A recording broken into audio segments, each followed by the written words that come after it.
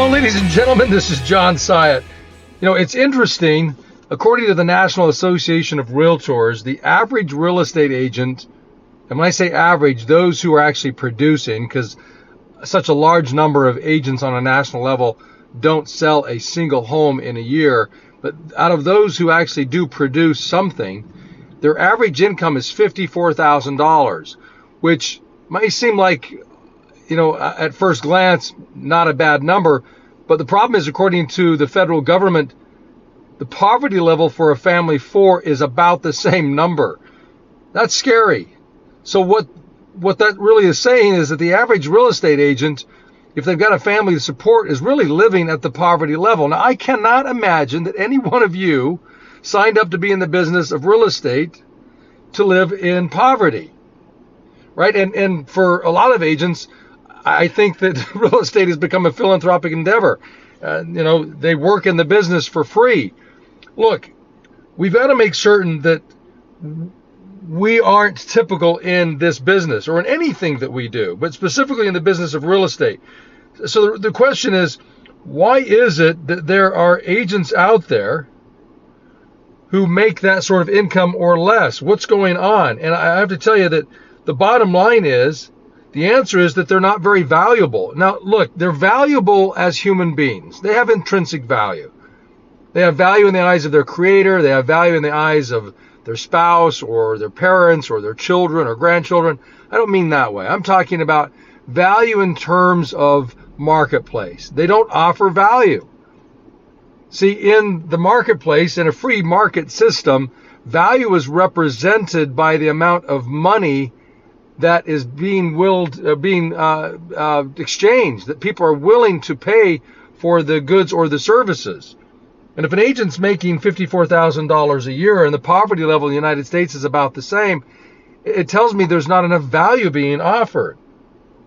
There just isn't enough value happening in whatever's going on.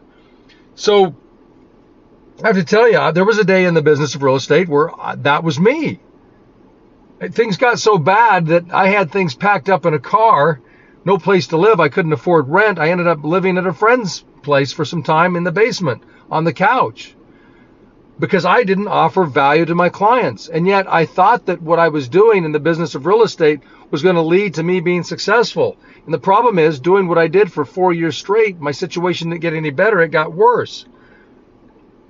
And you might ask, well, what were you doing? What caused that to happen? Well, I was doing what most real estate agents do. I was being passive in my approach. I was waiting for business to come to me.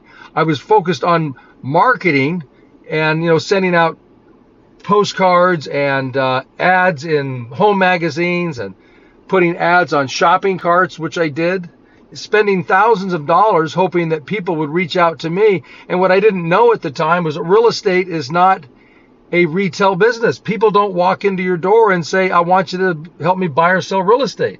See, real estate is a direct sales business. We have to reach out to people. So this is the core of my message today.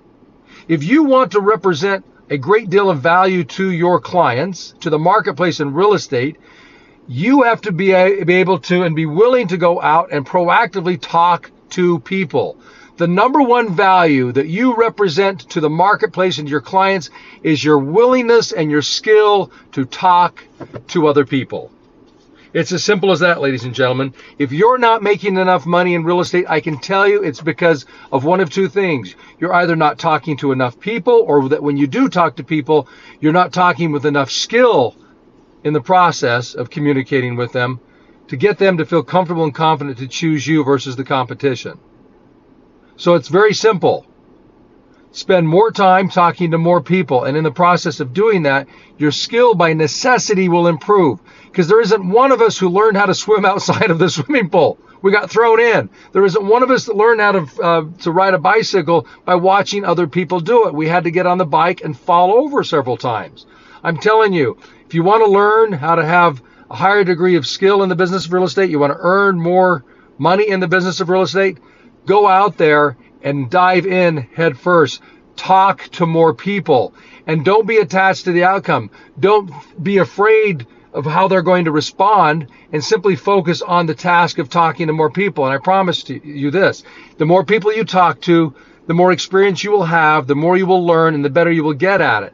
And here's the thing, I guarantee you, there are agents out there, because I coach many of them, who are highly skilled, but yet are not consistent in the activity of communicating, and their income is a fraction of what it could be. And then there are those agents who are relatively new in the business, skills aren't very good, but man, they are so consistent at prospecting, and as a result, their income is better than the experienced agent. Do not take this lightly. The number one way that you can increase your income is by offering more value to the marketplace. And the number one value that you offer to your clients is your willingness to communicate with other human beings. Give these things some thought, and as usual, I'll see you at the top.